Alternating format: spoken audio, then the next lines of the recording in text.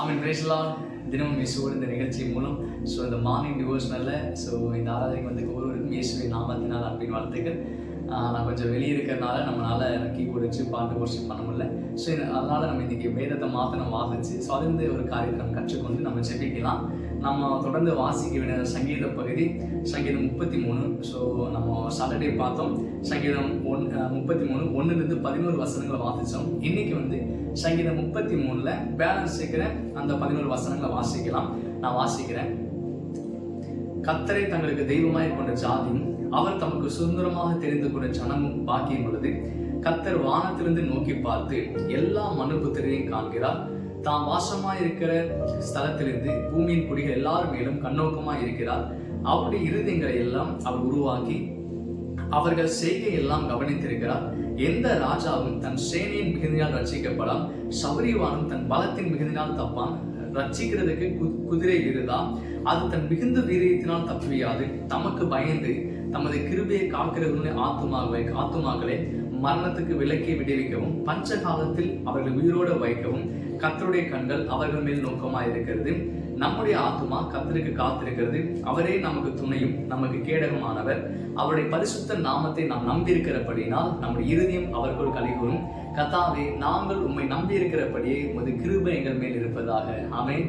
இந்த சங்கீதத்தில் நிறைய காரியங்களை வாசிச்சோம். கர்த்தருடைய கண்கள் அவருடைய பிள்ளைகள் மீது எப்படி நோக்கமா இருக்கிறது, எப்படி கவனமா இருக்கு சொல்லி இந்த காரியங்களை இந்த சங்கீதத்துல பார்க்கிறோம்.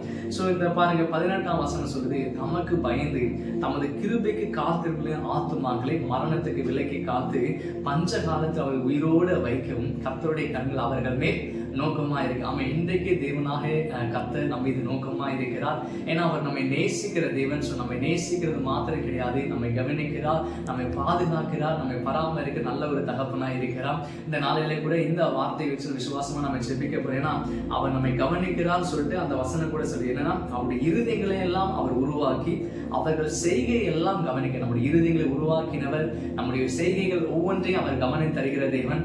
நம்மை அறிந்தும் இருக்கிறார், நம்மை கவனித்து இருக்கிறார், நம்மை நம்ம தேவனை விசுவாசிக்கிறபடியா நாம் அவரை விசுவாசிக்கிறபடினா நம்முடைய இருதயம் அவருக்குள் கலிகூர்ந்து இருப்பதாக. ஹல்லேலூயா. நம்ம ஜெபிக்கலாமா? தகப்பனே, நன்றியோடு துதிக்கிறோம், விசுவத்திருக்கிறப்பா. இந்த நாளிலே கூட அப்பா தேவ மகிமை எங்களோடு இருக்கிறதுக்காக நன்றி.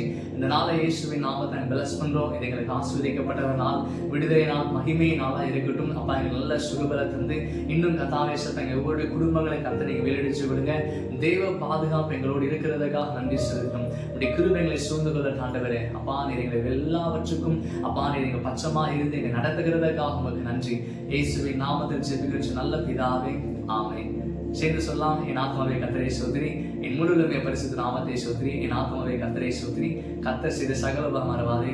ஆமென். தொடர்ந்து எங்களோடு இணைந்திருங்கள். நம்ம இணைந்த ஒவ்வொரு நாளும் தேவனை ஆராதிக்கலாம். கர்த்தர் ஆசீர்வதிப்பாராக. God bless you.